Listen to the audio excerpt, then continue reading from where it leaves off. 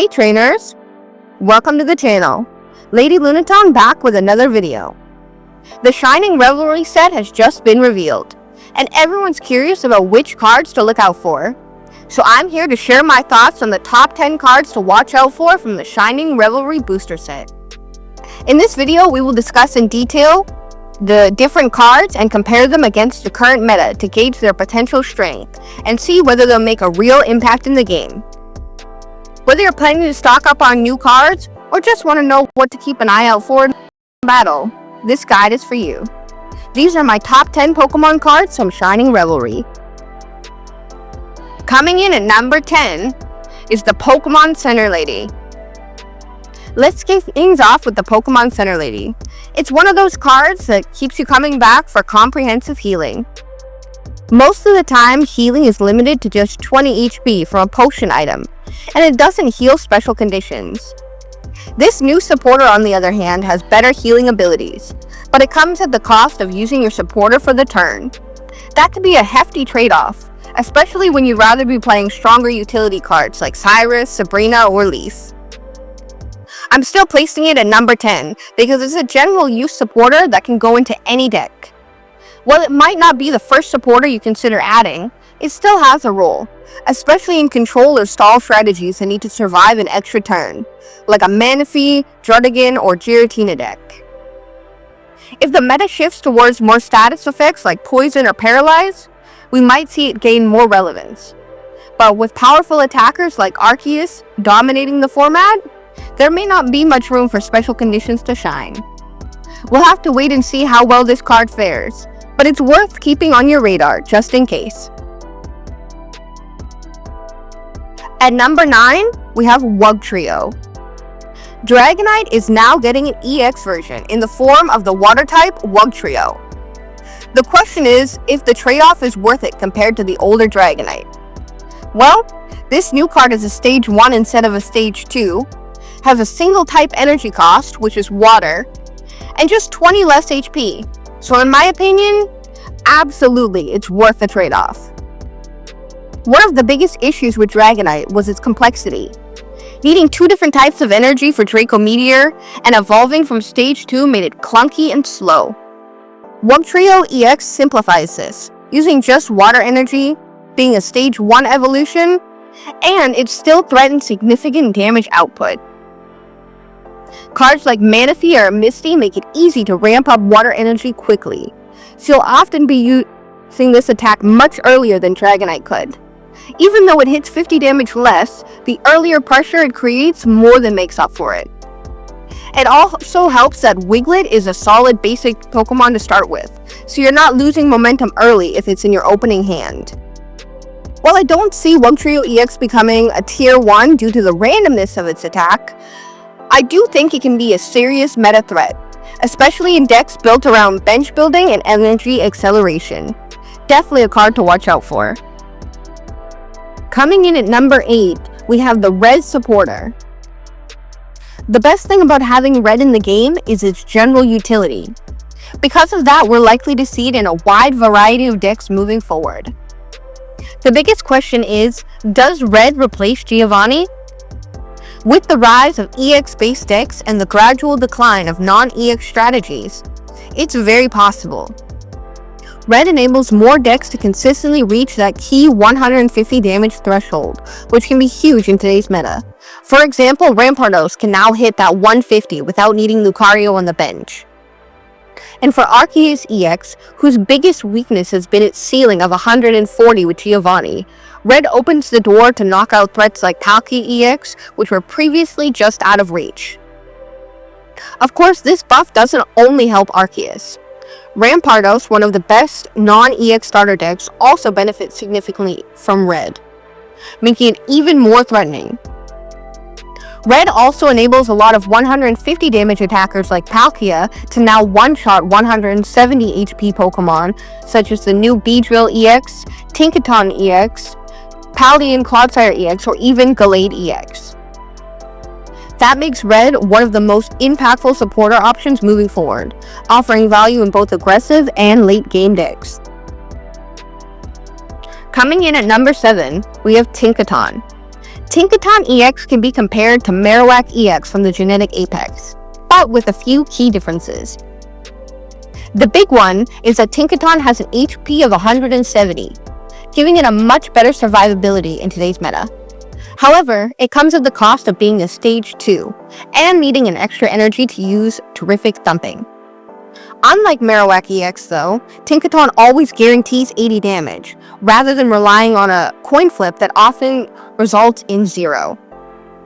That consistency alone gives it some real potential, but being a stage 2 still puts it at a disadvantage, especially when Gallade EX can deal higher damage for just 2 energy and less setup. Its evolution line is actually pretty solid, especially Tinkatuff, which makes the line a little bit more flexible if you happen to start with this card. That gives the deck some consistency and some early game presence. Another point in Tinkaton's favor is its metal typing, which opens up the possibility of pairing it with Dialga. A Dialga Tinkaton deck could be super strong with a bench-based strategy. And even adding Arceus on the side can give this deck some major power, and it'll give you some flexibility options when you're accelerating energy with Dialga. While it may not be top tier right away, Tinkaton has some solid foundation, and it's definitely a card worth experimenting with, especially with these new creative meta builds. Coming in at number 6, we have Beedrill EX. Beedrill EX has some real potential, but it may not be too powerful overall, mainly because it's a stage 2. By the time you get it into play, its energy removing effect might come a little bit too late.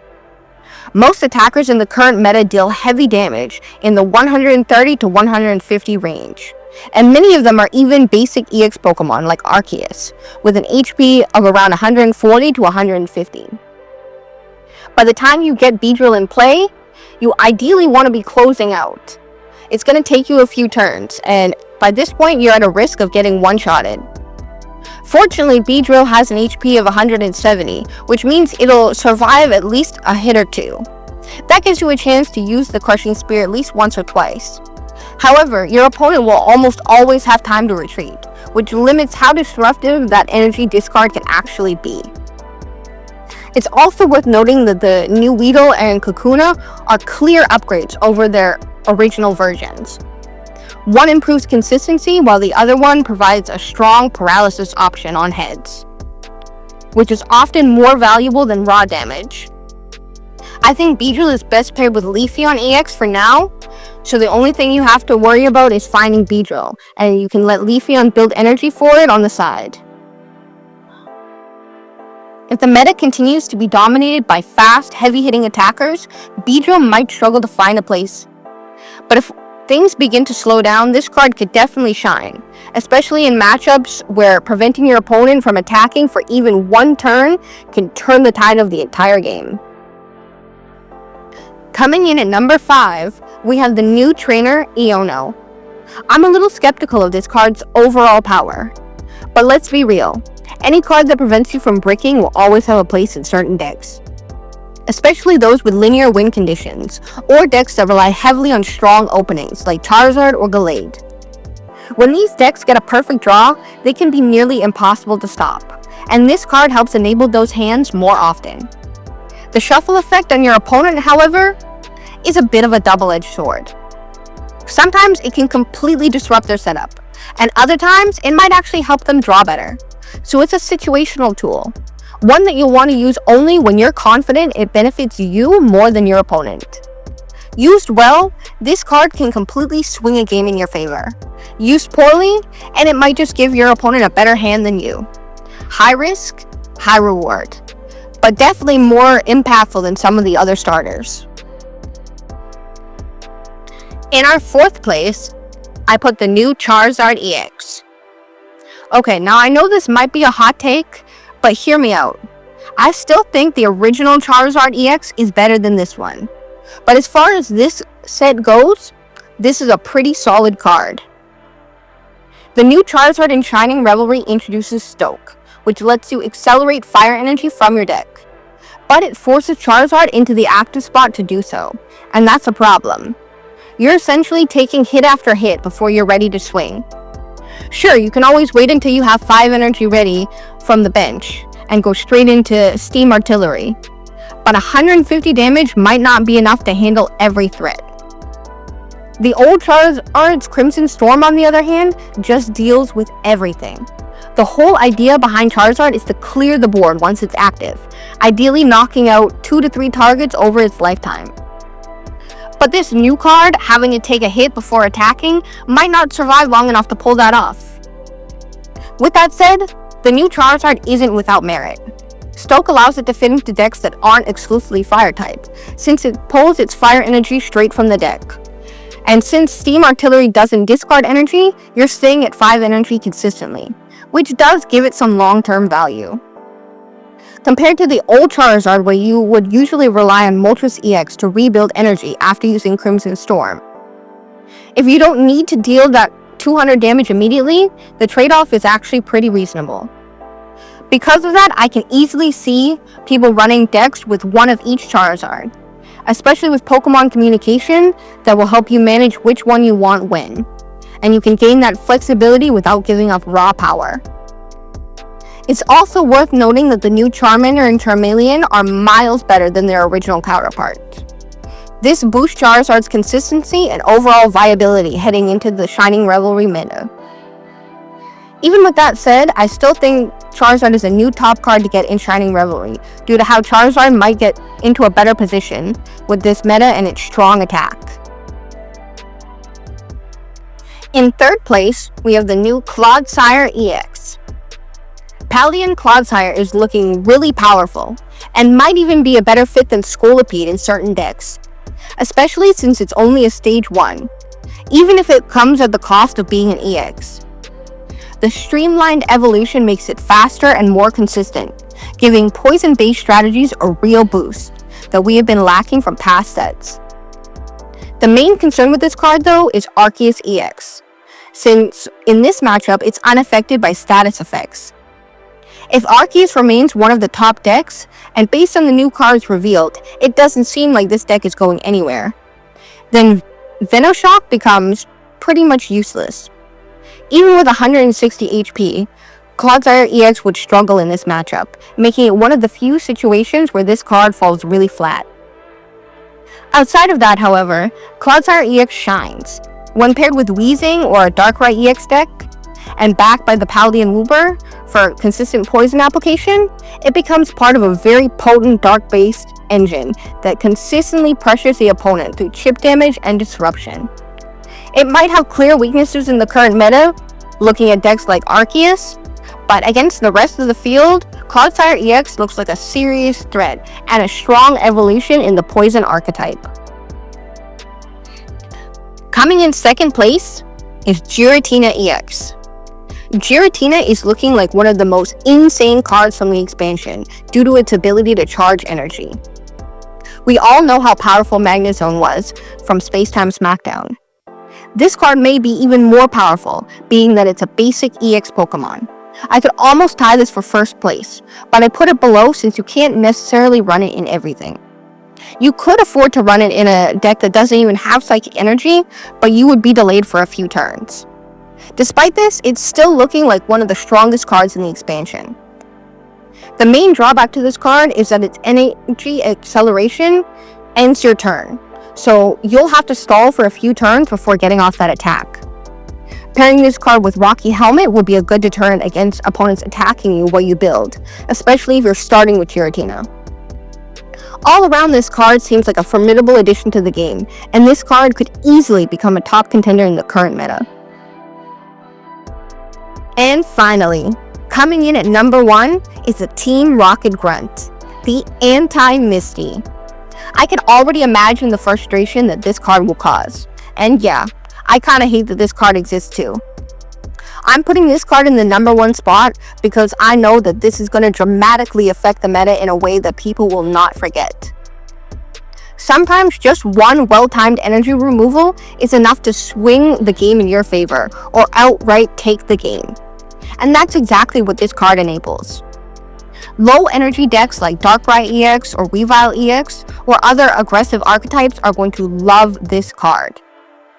These decks don't rely on hitting massive numbers. They just need to disrupt your setup early and keep that pressure on. A single energy discarded can be all it takes to throw your opponent off and run away with the game.